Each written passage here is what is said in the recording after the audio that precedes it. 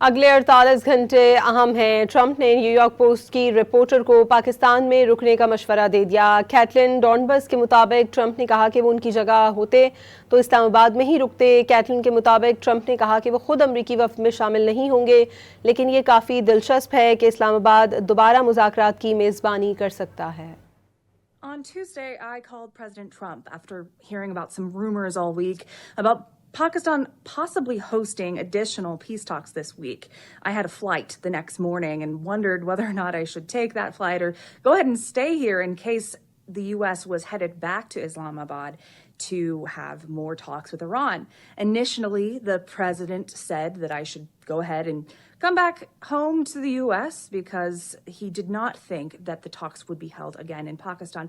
However, about 37 minutes later, he called me back and he said, "You know what? Go ahead and stay in Islamabad." He said, "If I were you, that's what I would do because things are developing and it's possible that something could be happening within the next 48 hours."